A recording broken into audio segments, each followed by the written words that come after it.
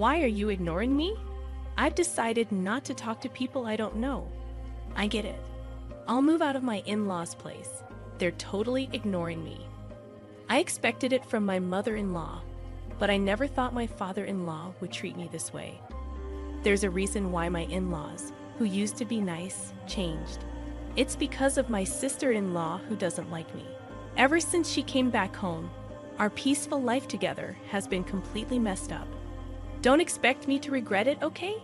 You think I'm gonna feel sorry about this? Think again, jerk. I packed my stuff and left my in-laws' house. And guess what? Just 3 days after I left, their house turned into chaos. I met my husband at work. He worked in sales and came to my office often, and I was the main person he dealt with. As we spent more time together in meetings and chats, I started to like him. He was caring and kind, tall and not necessarily conventionally handsome, but he had this charm about him. He was popular, but for some reason, he said he liked me, and we started going out. We talked about our families, and he told me about his parents and sister. I lost my parents in an accident when I was young and grew up in an orphanage. It was a big deal for me, but when we started dating, I told him about my past. He said, "That sounds tough, but I'll always be there for you." And then he asked me to marry him. Right from the start, my husband wanted us to get married, so he quickly introduced me to his parents. During the meeting, I shared about my time growing up in an orphanage. They listened carefully and assured me that it wouldn't affect our marriage. It made me really happy. They even said that my background had no bearing on being part of their family, which warmed my heart. Only my sister-in-law, who was very close to her brother, seemed surprised, asking, "You grew up in an orphanage?" My husband had to talk to her about it. Looking back, she probably didn't like me from the start.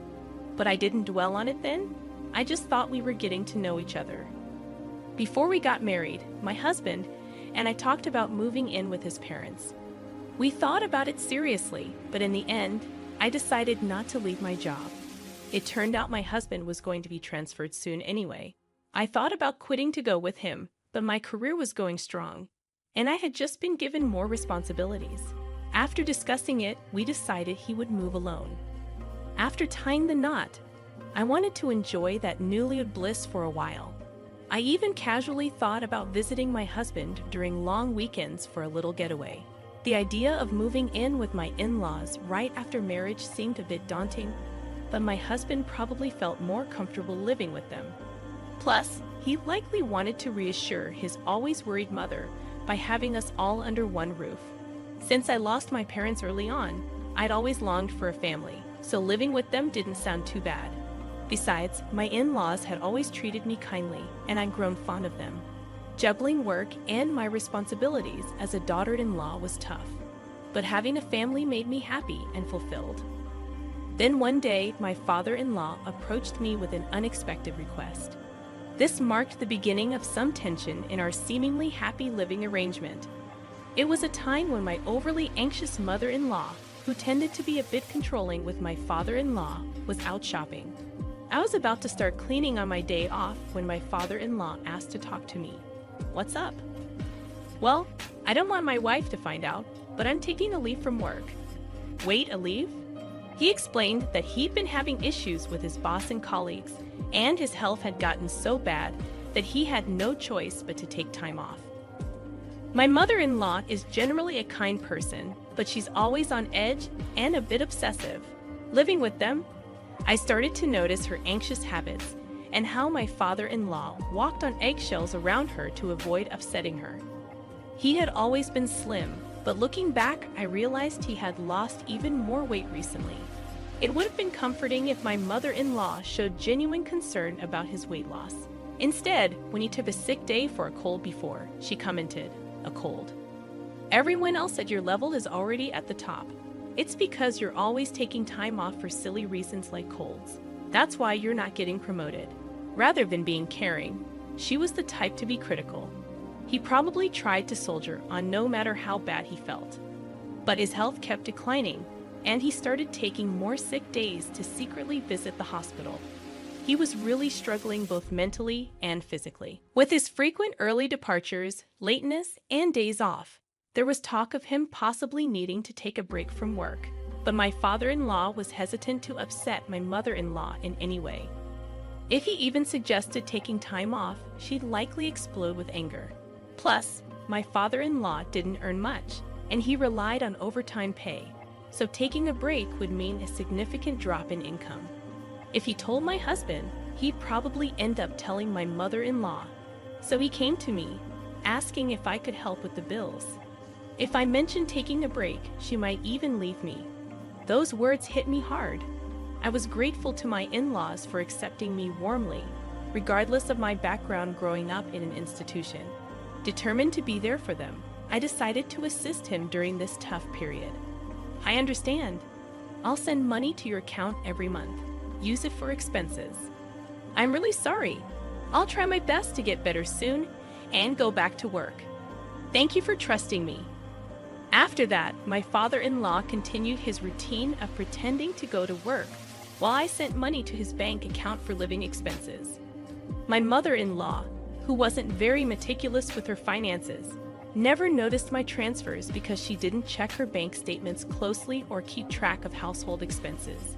Meanwhile, my father-in-law would pretend to head to work, but instead visit a mental health clinic or take walks in the peaceful mountains. Over time, his health seemed to improve. I hoped he'd be back to work soon, but then something unexpected happened. After a disagreement with her husband, my sister-in-law decided to go back to her parents' home. There's no place like home. I felt like I was going crazy living with that idiot husband of mine. I'll be staying here for a while. Can you make meals for me too? I knew right from the start that my sister-in-law wasn't fond of me. At our first family gathering, my husband was visibly upset because of her obvious disapproval. During our wedding, she wore a sour expression the whole time and even told me straight to my face, "My brother looks great, but he could have done better." She didn't hide her disdain for me, mentioning that it was embarrassing that I grew up without parents to attend the wedding. However, since she got married before us and had already moved out, I figured our interactions would be limited. That's why I thought living with them wouldn't be too bad. If she had still been living at home, I wouldn't have even considered moving in, knowing I'd have to deal with her constant criticism. Despite her stern attitude towards my father-in-law, I assumed her stay was temporary because of her marital issues and expected her to leave within a few days.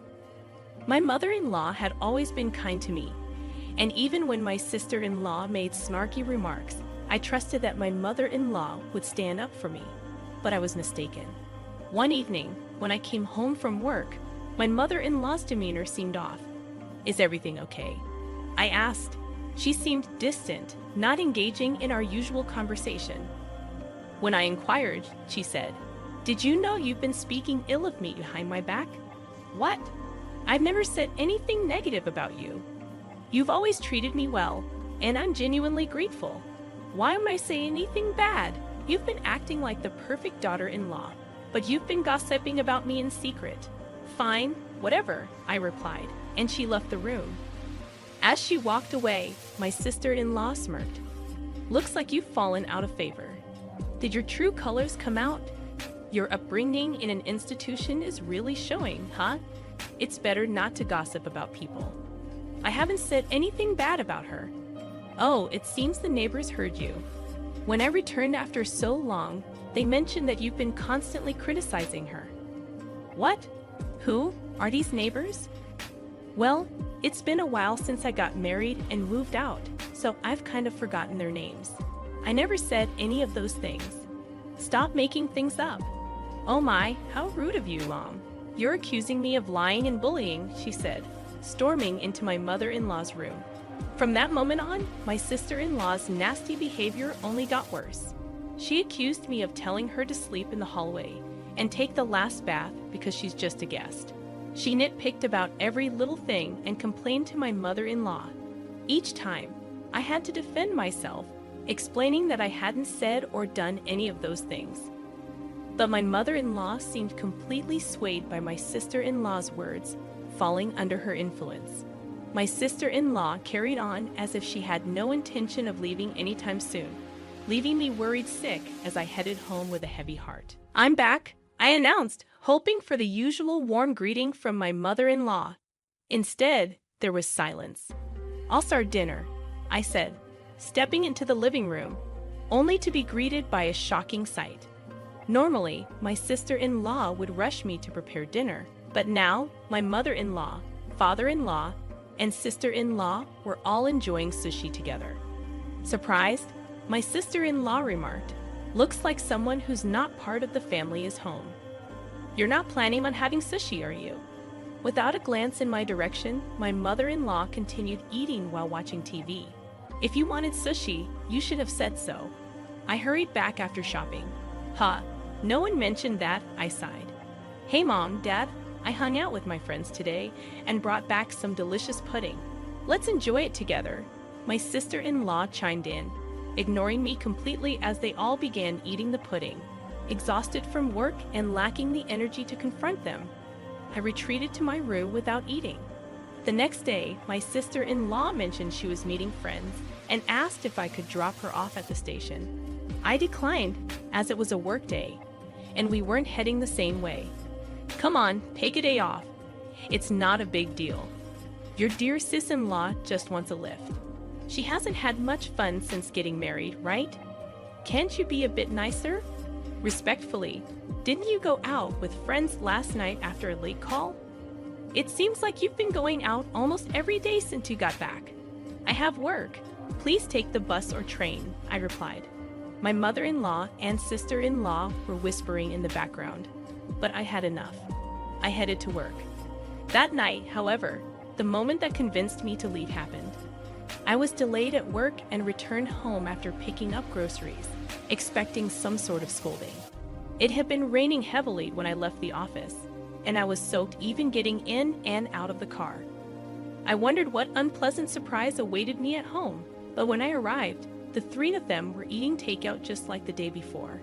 No greeting, as if they hadn't even noticed I'd returned. But I've grown accustomed to this treatment. Glancing towards the courtyard from the hallway, I noticed something placed in the center of the garden. Upon closer inspection, it was my belongings. A designer bag I'd bought with my first paycheck, shoes that were a birthday gift from my husband, and even my work computer, now soaked. Shocked, I stood frozen as my sister-in-law smirked and remarked, "Having a stranger's things in the house was gross, so I got rid of them." Flaunting a designer bag like that? How arrogant. Neither of my in-laws said a word about her appalling behavior. Why didn't you intervene? What have I done to deserve this treatment? Do you truly believe her lies about me badmouthing and bullying her? Aren't you angry with her for what she did? My mother-in-law avoided eye contact, remaining silent. "Why won't you speak up? I can't talk to strangers. I can't be friendly with someone who isn't family," she finally replied, still refusing to acknowledge me. My sister-in-law grinned, waiting for my response. "And where's my father-in-law? I'm the one supporting him during his time off. I'm the one contributing to the household finances. Yes, I did it out of gratitude, but shouldn't he stand up for me now? Surely, he would be on my side." Hoping for some support, I looked to him, but he brushed past me without a word and retreated to his room.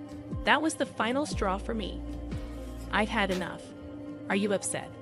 I'm sorry, but let's be honest. I never liked you from the start. What with your background growing up in an institution?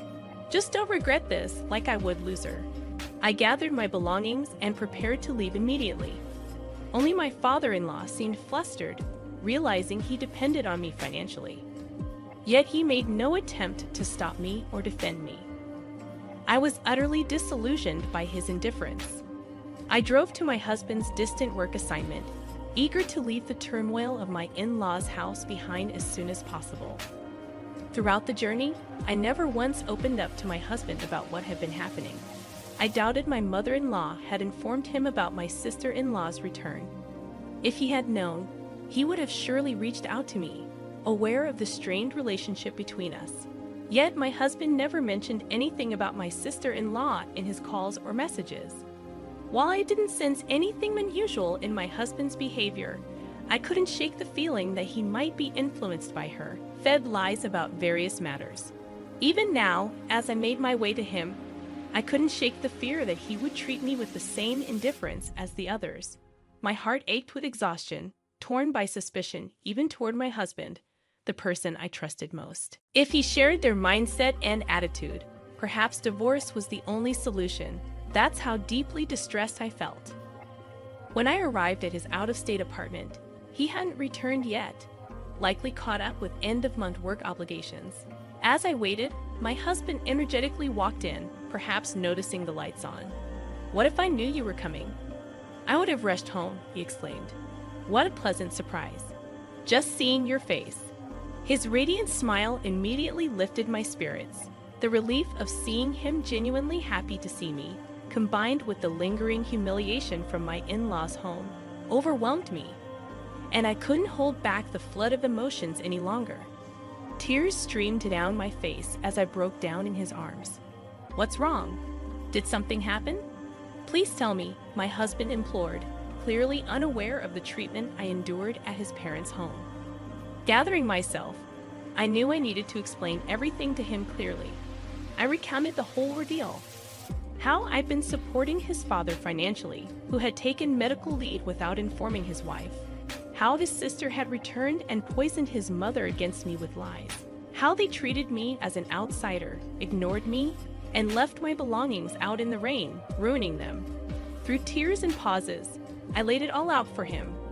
Finally, I made it clear that I had no intention of ever going back to that house, and if he couldn't support me on this, I'd seek a divorce.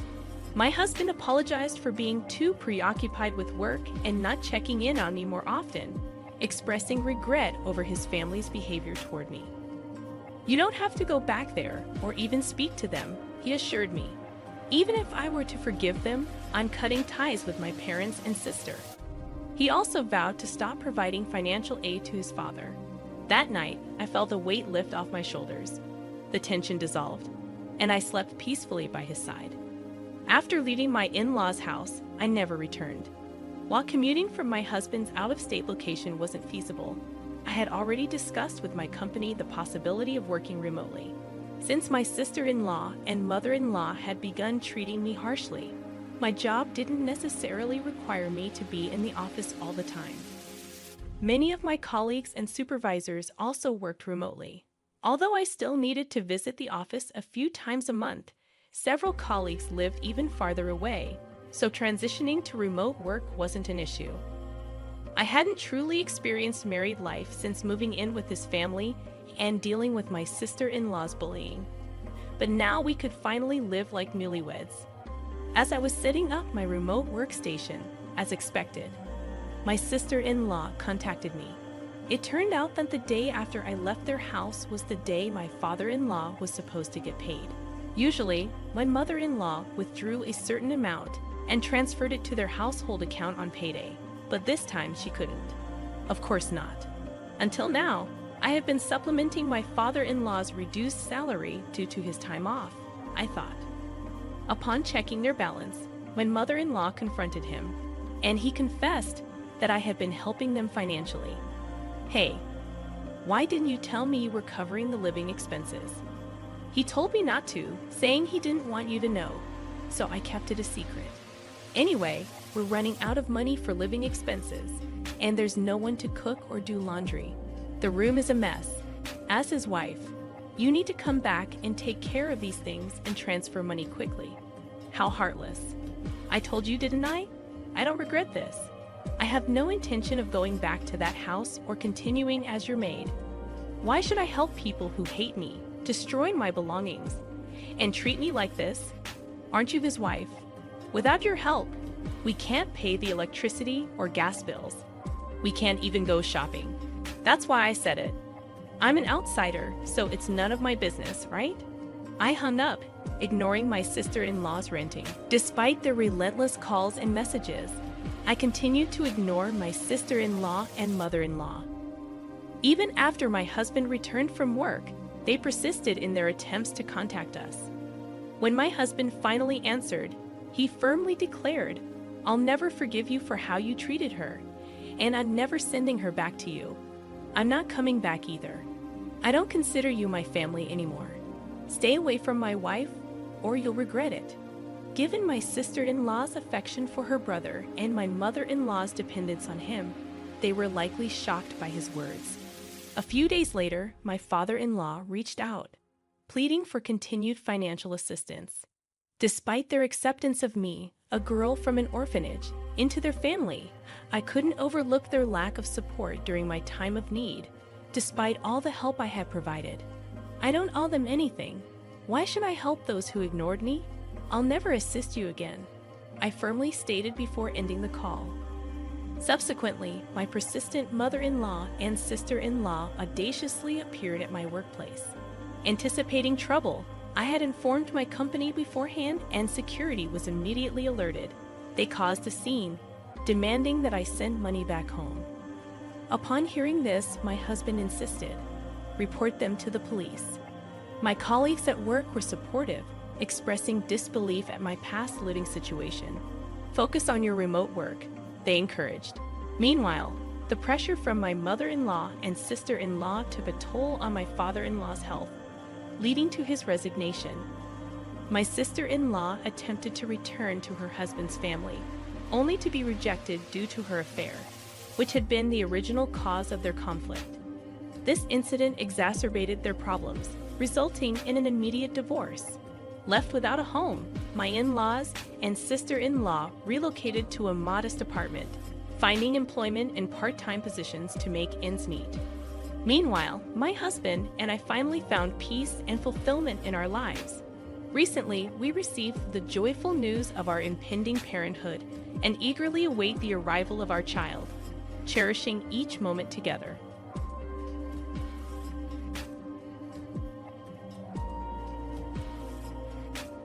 When I asked James why he made a family card for his in-laws, he laughed and said, "They're my family, so they should have one, right?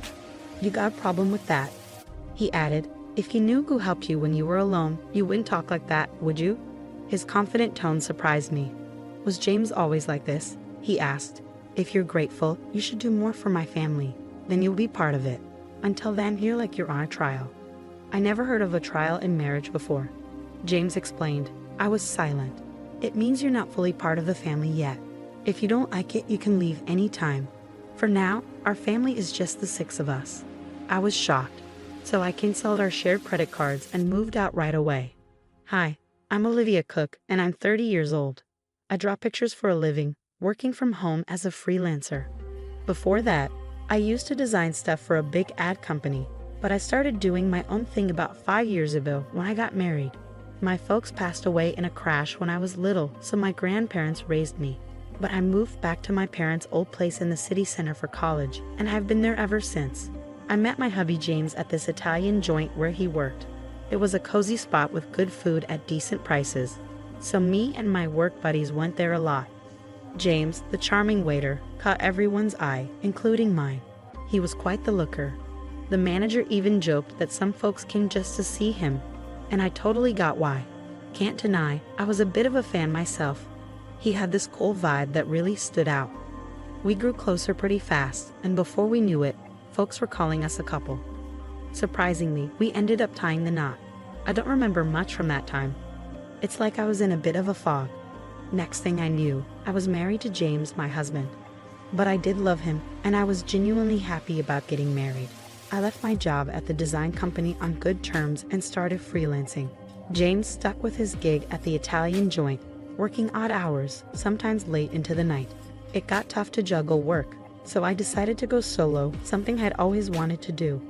That sounds smart, Olivia. It'll be easier for you, and it's great to keep doing what you love. James backed me up. And that's how we kicked off our married life. We weren't into big flashy stuff, so we skipped the whole wedding hoopla and just signed the papers. Our families met briefly, and that was that.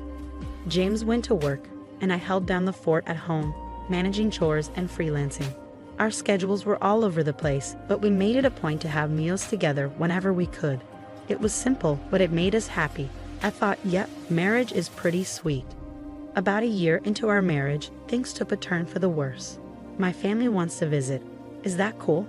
James asked one day. Sure, I replied. I was actually looking forward to it. I'd only had a brief encounter with James's family before, so I figured this would be a good chance to bond with them.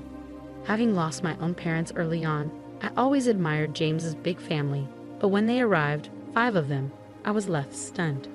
"Hey, which room's mine?" his sister blurted out as soon as they stepped in. She's 35, 3 years older than both James and me, and works at a local store. Her abruptness caught me off guard. She seemed so different from the polite person I'd met before. James's 22-year-old sister was there too, but she stayed quiet, barely saying a word, just like when we first met. Following James's sister's hurried lead, I shoved them to the guest room, and James's parents to my parents' old room, the only one in Japanese style. I thought it'd suit them best. Once they settled into their rooms, James's sister declared, "Well, since we're all under the same roof now, you better start treating our family right." I was puzzled by her words, but when I turned to James for clarification, he simply chuckled in a way I'd never heard before. "Turns out, they'd given up their place and moved in here without telling me," he explained. "Sorry, our family home had to be vacated suddenly, and they had nowhere else to go. I wished he'd informed me earlier. I had assumed it was just for a day or two, not a long." James's family didn't hold back. From the moment they moved in, all 4 of them expected me to handle everything while they did nothing, saying whatever they pleased. They made no effort to find jobs or a place of their own. When I asked about their employment, I got yet another surprise. "Oh, I quit that awful job at the supermarket," his sister confessed. She was working, but it turned out to be just a part-time gig. I'd assumed she had a full-time job given her age, but she admitted she hadn't held a steady job since high school. James's parents also had part-time jobs they gave up before moving in, and his other sister, well, she was unemployed. She claimed to be a student, but that wasn't true. "Why should I work when I'm part of a well-off family now?" she reasoned. When I asked who she was referring to, I received another startling response. "You obviously. You received a hefty settlement and insurance payout after your parents' accident, and you don't even have a mortgage on this place. You can live comfortably without having to work," James's sister remarked, chuckling. I voiced my concerns to James when he returned home, but he erupted in a manner I'd never witnessed before. "Everyone's exhausted from being suddenly uprooted. Give them some time to recuperate. Or do you want to kick out my family, Olivia?" I was stunned into silence. Then, abruptly, James softened his tone. "I'm sorry for yelling. It's been a tough day for me too. Can you please try to be a bit more understanding?" Looking back, James was adept at manipulating situations with a blend of kindness and severity. But in that moment, I failed to see it, agreeing to endure a bit longer. The situation with James's family grew more oppressive. They treated me like a servant at home and demanded money whenever they went out. "We can't even look for jobs without some cash, can we?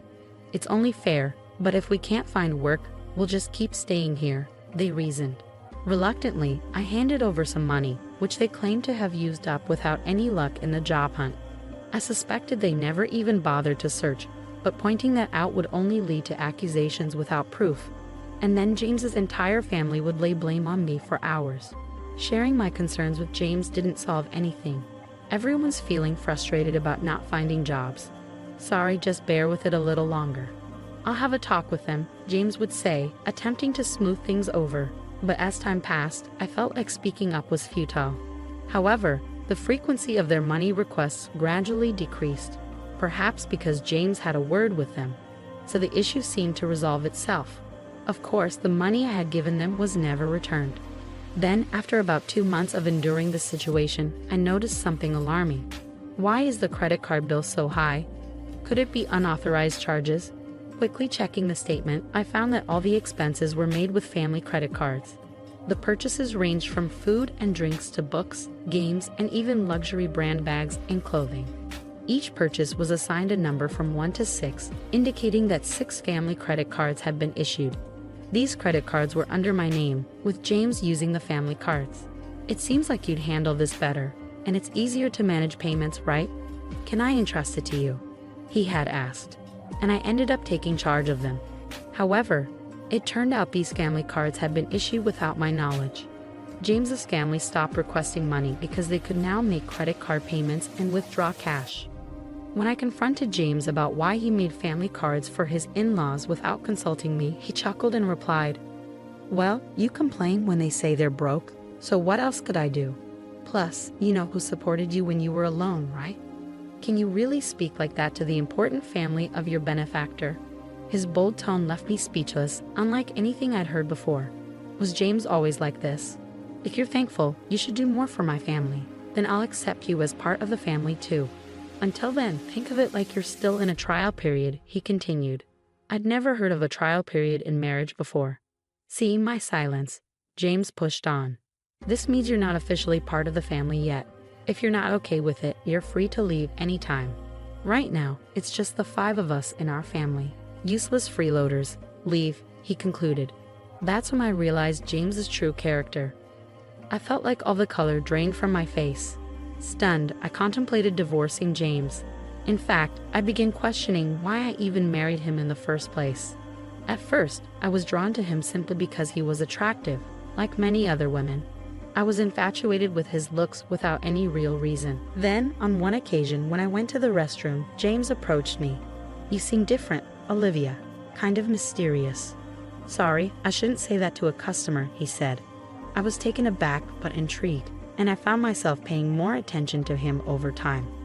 Maybe that was his strategy to make me like him. Looking back calmly, it all adds up.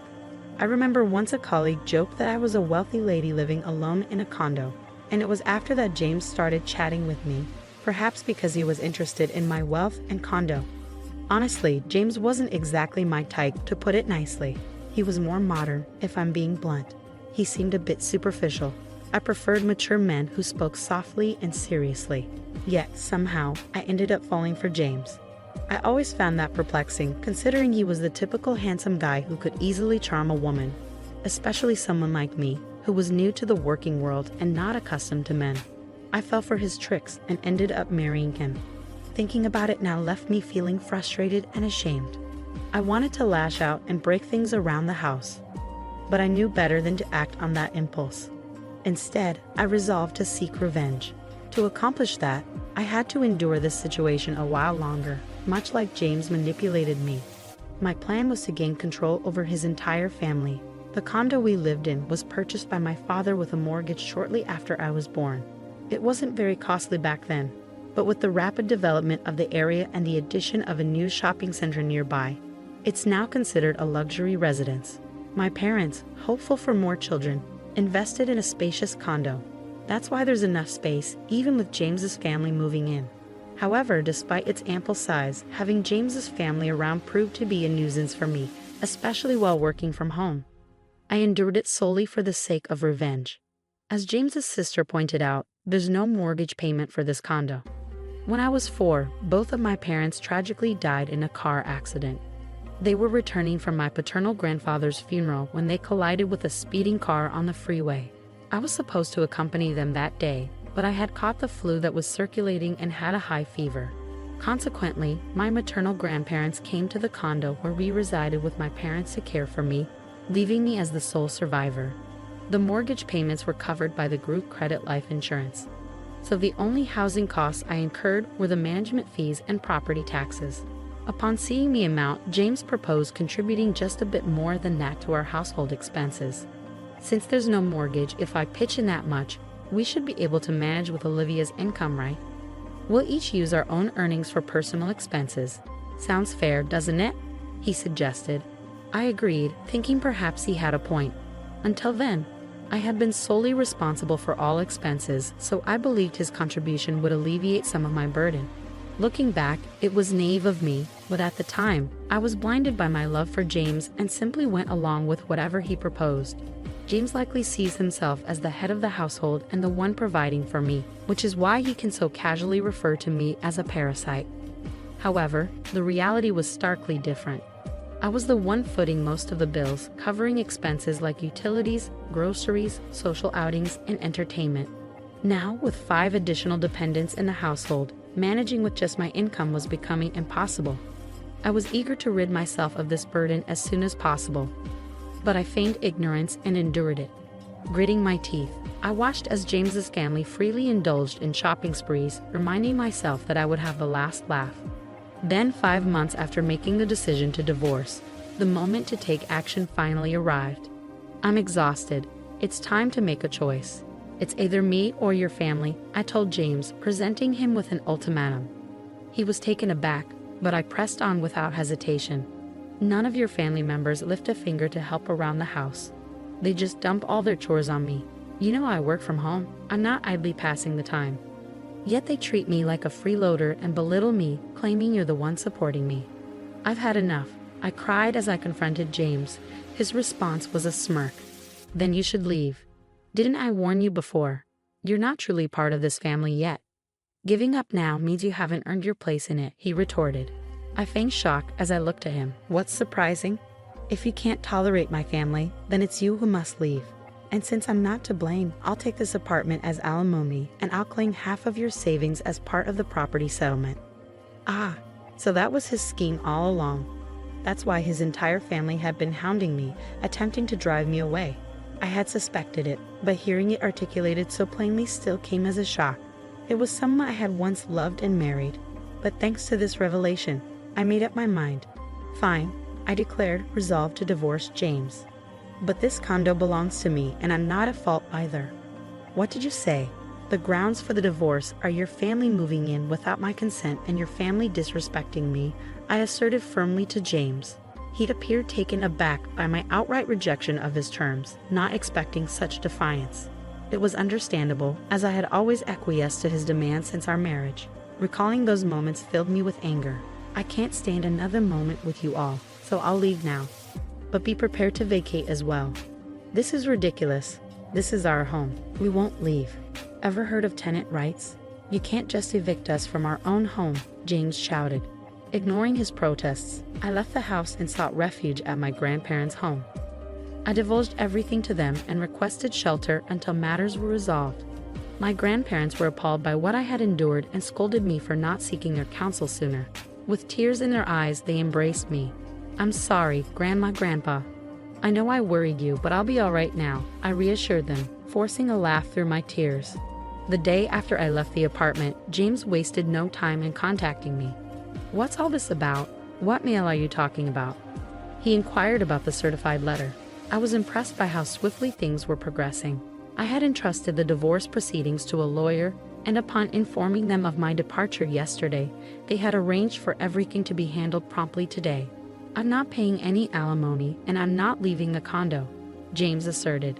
However, legally he was obligated to pay, and he had no right to remain in the apartment. What do you mean? The condo is jointly owned since we're married. If that's your stance, then compensate me for half its value to buy out my share, he insisted, making an absurd claim. Continuing this discussion is futile. Please communicate through my lawyer from now on, I stated firmly, ending the call. I anticipated he would likely call again the next day, but I had no desire to engage in further conversation that day. As expected, he rang me the following morning. What's all this about? He repeated the same line as the day before, displaying a lack of originality. What mail are you referring to? The card's not working. What did you do? What I did was cancel it. That card belonged to me, and you were merely an authorized user on the family card, remember? Indeed, before leaving the house, I had transferred all the accounts linked to that card to another one and terminated it. Naturally, the family cards would cease to function when I canceled mine. I was the one covering the expenses, I explained. Yes, you covered the management fees and property taxes for the first 4 months only. It's not substantial, but I can deduct that from the alimony if you prefer, I mocked him. I heard some muffled shouting from the other end of the line. That's right, James had only paid the agreed amount for just 4 months. He had concocted various excuses about work and other matters, always finding a pretext to postpone payment. Then he abruptly ceased all payments. If he forgot and assumed he was still paying, that's quite a lapse in memory, but I didn't concern myself with it anymore. He's someone I'm severing ties with. His memory holds no significance to me. That's the situation, so please reimburse your share of the living expenses I've been covering. I've meticulously documented our household expenditures, which I'll utilize as evidence to equitably divide our savings. It's marital property, he insisted. Yes, understood. Let's divide it accordingly, I acquiesced. He concluded the call with a reminder not to overlook it. A few days later, he called again with the same inquiry. I realized they were not only deficient in memory but also in vocabulary. What do you mean by the division of shared property? Why is it zero? You must be swimming in cash from your parents' insurance and alimony, he alleged. Ah, so that's what they assumed. I patiently clarified that my pre-marriage savings were not part of the shared property, and since we had accumulated no savings during our marriage, it naturally amounted to zero. Don't accuse me of deceit. If you doubt my honesty, why not seek advice? Henceforth, kindly communicate through my attorney. I won't engage in direct communication with you any longer. Farewell, I declared, then terminated the call and blocked James' number. 1 month after my departure, James and his family finally vacated the apartment, not due to a change of heart, but because they could no longer sustain their lifestyle. Predictably, James's income alone couldn't support a family of 5.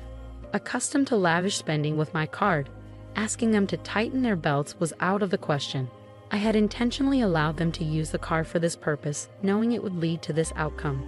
His family began badgering James for shopping funds, and when he refused, they resorted to pilfering from his wallet.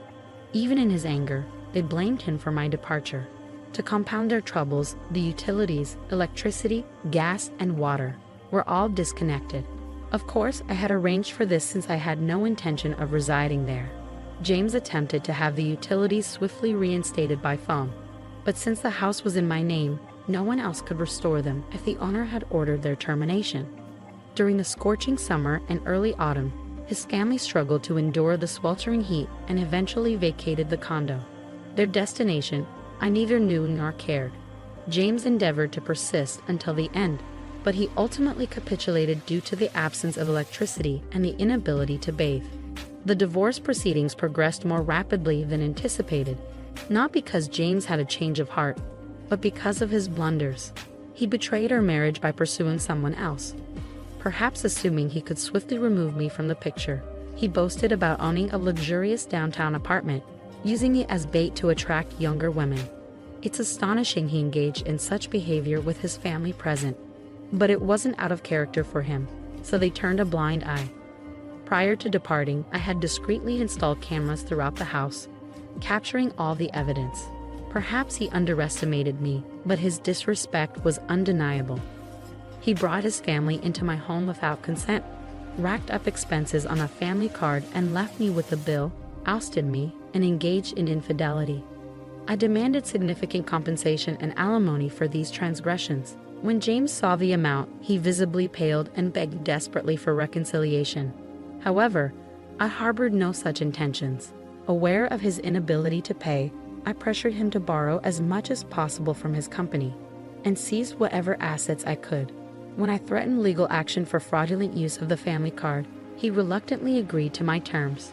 I can only hope he makes diligent efforts to repay his debts. The divorce is now finalized and I am currently residing at my grandparents' place. I haven't decided what to do with the apartment yet. While it held sentimental value as an inheritance from my late parents, given the circumstances and lack of memories associated with it, I may opt to sell it. On the professional front, my career as an illustrator is flourishing. I may soon live independently again. But for now, I'm content working from my grandparents' home. I'll continue to rely on their support for a little while longer before forging ahead with renewed determination. In the future, I'll be more discerning in choosing a partner, prioritizing qualities beyond mere attractiveness. My hope is to find a life partner with whom I can share my journey.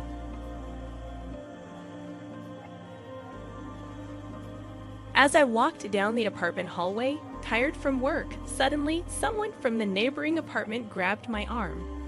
Confused and scared, I screamed as I was dragged inside. It was my neighbor, Mr. Johnson, who apologized, claiming he had no choice. Suspicious, I pulled away, demanding an explanation. He nervously said, "Actually, my name is Luna. Now, let me tell you about my life. I'm 24, working in a well-known trading company. I enjoy the freedom of living alone in a city apartment, earning my own money. I grew up with a single mom who struggled to provide, but she never gave me an allowance. Despite her reasonable income, she was labeled a toxic parent. I moved out to escape her control, and I'll share our story. I was born and raised in a town near New York City. My childhood home was remote, making life difficult without a car or bus. Raised by my single mom, I should be grateful, but her restrictions created resentment. In elementary school, I asked for an allowance, but she refused, claiming money could lead to trouble. Despite promises, she never bought what I wanted. Birthdays were filled with disappointing educational books, and I realized my mom was different from my friends' parents. Every day, I desperately tried to find a way to escape my parents' control. Through middle and high school, it only intensified. Not only did I not get an allowance, but I also had to report and get permission for everything, whether it was hanging out with friends or going on dates. Once, after sneaking out to meet my boyfriend, I faced my mother's furious reaction the next morning. She declared that I would go without meals for the next 3 days. Without an allowance, I couldn't even buy food outside. Too embarrassed to let my friends or boyfriend know about my toxic mom, I couldn't ask them for something as simple as a snack. After 3 days of hunger, my concerned boyfriend approached me, asking if I was okay. Unable to hold back my tears, I'd opened up about my mother. I still remember the shock on his face. Although he sympathized at first, he began avoiding me afterward. 2 weeks later, I overheard him telling his friends that my mom seemed like a real problem, and he didn't want to deal with it. He thought I was desperate and kind of scary. Hearing him talk like that made me realize he felt bothered by my toxic mom, not wanting to protect me but feeling alienated. Overwhelmed with frustration and tears, I quietly slipped away to a corner of the hallway, realizing it was over with him still having feelings for him. I had to abruptly end my love for him, filled with anger towards my mom. When I got home, I lashed out at her, questioning why she had to control me. I blamed her for my boyfriend leaving, and my friends distancing themselves because of her abnormal behavior. Frustrated, I vented at her, only to find her pleased that my relationship had ended. Her self-indulgent response deepened my despair. My mother couldn't understand my feelings, and her sense of righteousness ignored common sense. Controlling my life was her reason for living. Feeling dizzy and unable to contain myself, I rushed to my room. Closing the door, I cried, wishing for a lock that my mother, who enjoyed controlling me, would never allow. My mother's concerned voice interrupted, asking if I was eating dinner. Her words weighed heavy on my chest. After high school, determined to live alone, I vowed to become a college student. I channeled my frustration into studying for exams as revenge. I secretly started a part-time job, faking my mother's signature. Gradually, I earned scholarships and slipped into the acceptance range of a New York public university. When I finally told my mother about my achievements, she smiled sweetly, praising my hard work. However, her reference to M University, a nearby public university, signaled that I wouldn't be allowed to live on my own. It was just a 20-minute commute from home. Despite choosing a university within New York, my mother insisted on a different one in a neighboring town. This left me feeling uneasy as she continued trying to control me even as I was about to become a college student. Rejecting the idea of M University, I expressed my desire for our chosen university. In response, my mother sternly dismissed it, insisting on N University and questioning my chances of getting in. Frustrated and unable to hold back tears, I turned away from my mother and rushed to my room. Even as a college student, I couldn't escape her control. Balancing exams and part-time work was tough, and despite my efforts, it all seemed unnecessary. The frustration affected my sleep, leading me to take the entrance exam for M University, getting in as expected. Before I knew it, I was a college student, and my mother surprised me with a smartphone as a celebration gift. It was a remarkable shift from her previous controlling behavior. With the smartphone, I felt liberated, like a fish in water, thoroughly enjoying college life. Making new friends and engaging in normal communication, I also focused on my future, participating in student organizations and volunteer activities. Rather than joining clubs or sports teams, I applied what I learned to secure a position at the most famous trading company in the States, located in New York. Finally, as a working adult, I got to live on my own. My mother congratulated me on my job, presenting me with a $2,000 wallet as a gift. Over the past few years, her control over me had considerably loosened. Despite past resentment, I genuinely thanked her for everything as I began living apart from her. In the end, I decided to express my gratitude, and my mother's response was, "It's nothing. Just take care and do your best." Despite her recent change in attitude, I didn't question why she was so willing to let me go. Looking back, I should have been more suspicious, understanding that my mother wouldn't easily let me go. Nevertheless, I ended up living alone in a town near the center of New York City. The rent was high, but my company's housing allowance made my personal expenses around $600 a month. The apartment building wasn't large, and I would recognize the faces of fellow residents. I lived in a corner room on the 3rd floor, and next door lived a man named Johnson. While we exchanged greetings, our interactions were limited. Johnson seemed about 5 years older, with a slender build and a kind appearance. In New York, neighborly interactions are usually indifferent, so beyond a simple hello, I rarely spoke with Johnson. Fortunately, he didn't seem like a strange person. I kept my apartment secret from my mother, as I didn't want her showing up unannounced. When she asked about my address, I simply said, "I'll be back soon," and left it at that. She seemed a bit down but accepted it, saying, "Well, that's fine." Despite being focused on my work computer, my mother frequently called or texted me. During work, I received calls that interrupted my concentration, leading to irritation. The demanding job at the trading company, coupled with my mother's constant calls, made the situation challenging. Not just calls, but she kept sending messages, resulting in a flood of unread notifications. A chill ran down my spine, and a concerned colleague noticed my strained expression.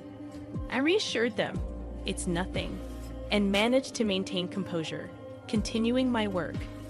2 years passed in this manner, and at the age of 24, my second-year salary was remarkably high.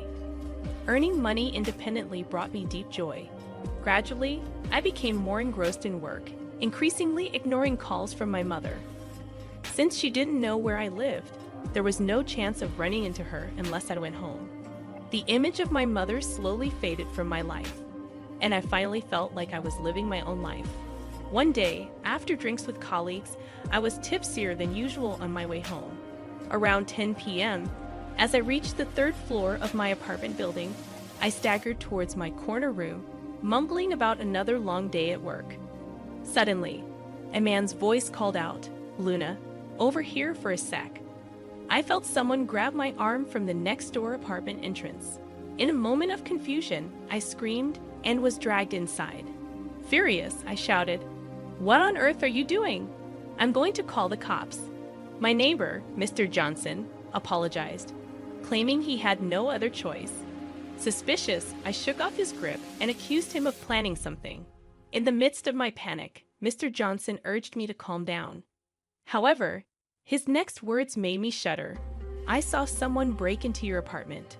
Although I immediately thought it might be a trap, Johnson looked serious. Unfamiliar with such situations, I was more afraid of him than anything and tried to escape. Startled by his intense tone, I hesitated, and he urgently pleaded for me to wait, emphasizing the danger outside. At a crossroads and unsure whether to believe him, I saw desperation in Johnson's eyes. Though we had barely spoken, his eyes seemed direct and sincere. It was just a hunch, but I felt inclined to listen to him. Trembling, I asked about the break-in details, and Johnson began to explain. I couldn't see clearly, but the person wore all black, with long sleeves and pants, looking suspicious. I'd seen someone similar around the apartment complex before, thinking they were just another resident. About 3 hours ago, when I came home, I saw that person entering your apartment, and that's when I thought something was off. It's 10 p.m. now, so around 7:00 p.m. Wearing all black clothes in July isn't comfortable. However, the key issue is how someone could enter my house without having a key. Initially, I thought it might be a friend or your boyfriend, Luna, so I didn't pay much attention. However, When I heard you coming home just a while ago, I got shocked. Even if they were a friend or boyfriend, staying alone in someone else's home for 3 hours seemed strange. It hit me that this person could be dangerous, so I decided to stop you. Mr. Johnson's words made me tremble violently.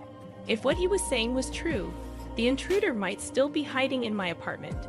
I haven't given my keys to anyone, don't have a boyfriend, and haven't made plans with any friends. Ever since a harsh experience with a boyfriend in high school, I've avoided dating men, so I currently don't have a romantic partner or close friends nearby. Who could be breaking into my home? Luna, please calm down and listen. Have you been stalked by anyone recently? Johnson asked, trying to soothe my agitation. Stalked? No, nothing like that. I had no recollection of such a thing, but it was possible someone was stalking me without my knowledge. Maybe you just haven't noticed, but the perpetrator could have been acting this way for a while. Is there anyone, perhaps a romantic partner, with whom you had a falling out or argument? When Mr. Johnson asked me that, I thought about the men around me. Since a high school incident, I've been afraid to get involved with men, and I hadn't had any such relationships with my work colleagues. No, there's no one. I've been avoiding such things all this time. I couldn't think of anyone who might be the intruder. It seemed the only option left was to contact the police. But having never called 911 in my life, I hesitated to make the report. After all, the claim of an intruder in my house was solely based on Johnson's word. Should I really trust what this man is saying? I stared at my phone's call button, unable to press it. And impatiently, Johnson said he'd call the police.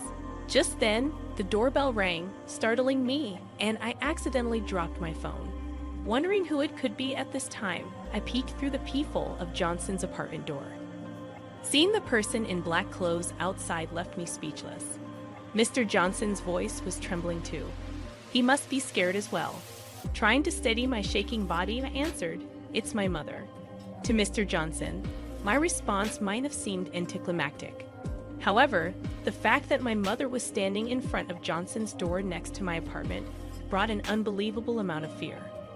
"What's going on?" Mr. Johnson's voice trembled as well. "Could it be that the person I mistook for a stalker was your mother? If so, I'm really sorry. That's a huge misunderstanding. I apologize." Mr. Johnson apologized to me, but I shook my head. "No, it's not that. It's just that." I hesitated to tell Johnson that my mother was toxic and that I hadn't even given her the address of this apartment. Before I could, my mother banged on the door, saying, "Hello, excuse me. I think my daughter is in there. Could she come out, please?" My mother's loud voice echoed in the hallway, making me jump. How did she know where I live? And how did she know I was here? I flung open the door, and my mother said, "Oh, Luna, finally found you. I've been trying to contact you, but you've been ignoring me. I just wanted to see you so badly. I came here. Aren't you coming home yet?" Seeing my mother standing there as if it were the most natural thing made me feel nauseous.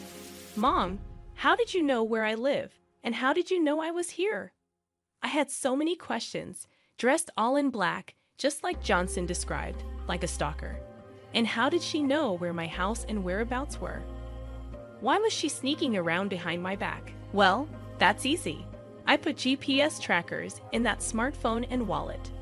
I was shocked by my mother's revelation. The smartphone and wallet were gifts for my mother for special occasions. I had been using the same smartphone for about 6 years, which means I've been monitored by my mother all this time. A chill ran down my spine, and I swallowed hard. At first, it was just a smartphone, but you sometimes leave it at home, right? So I thought if I put GPS trackers in both the phone and the wallet, you'd always have one with you. You're my precious daughter, Luna. I've always been worried about you, thinking what if something dangerous happened. Watching my mother speak so nonchalantly, I completely lost my composure. I thought that becoming a working adult meant I have finally gained true freedom, earning my own money, doing what I wanted when I wanted. I thought I could enjoy such basic freedoms that everyone else takes for granted. But it turned out I was just dancing in the palm of my mother's hand all along. If this continues, my life will forever be controlled by my mother. I can't stand that. I was done having my life thrown into disarray by my mother. Mom. I called out to her in a very calm voice. My mother responded in her usual clueless tone. Yes, what is it? I'm never going back home again, Mom. Whenever I'm with you, I feel like I'm always being restrained. It's always been like that, hasn't it? You call me your precious daughter, your beloved daughter, but you've stifled everything I wanted to do. You neatly clipped my wings every time I tried to spread them, using worry as a plausible excuse. Each time, it hurt me deeply and caused me great pain. I am not your possession, Mom. I have my own will as a person, and I don't want it to be tainted by anyone else. So, Mom, let's cut ties. Please don't ever contact me again or come to see me. In a final outburst, I shouted all my feelings at her. My mother, hearing my declaration of cutting ties for the first time, visibly paled. She must have been shocked to be defied like this, always assuming I would comply with her cutting ties. What? Why, I'm your mother, Luna. Look, I didn't come today to restrain you. That's right. I just thought of borrowing some money from you.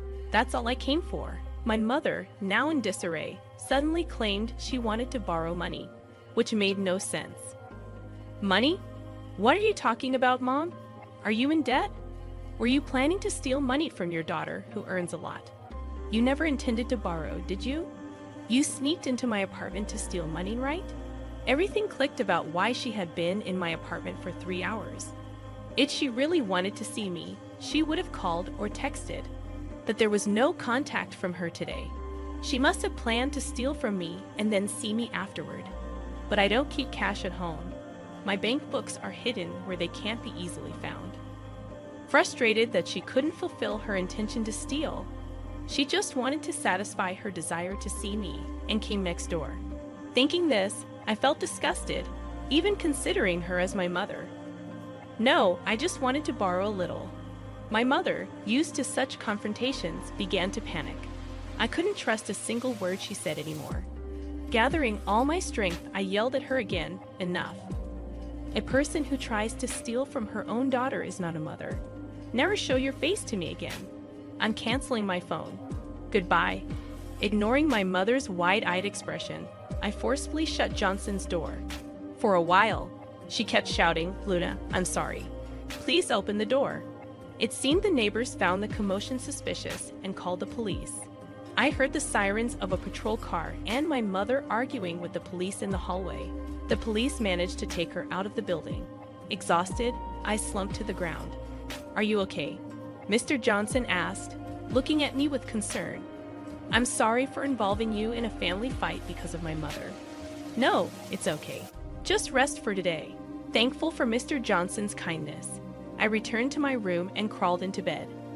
I decided to sleep without thinking about anything. My consciousness slowly faded into darkness. As for what happened afterward, I separated my family register from my mother's to create some distance. Though legally I couldn't cut ties completely with my biological parent, having my name removed from her family register made me feel like I had escaped her control, and I felt a sense of relief. Furthermore, I threw away the smartphone and wallet my mother gave me, replaced them with new ones, and moved to a different apartment. Of course, I haven't shared my new phone number with my mother. Now she won't be able to pinpoint my whereabouts.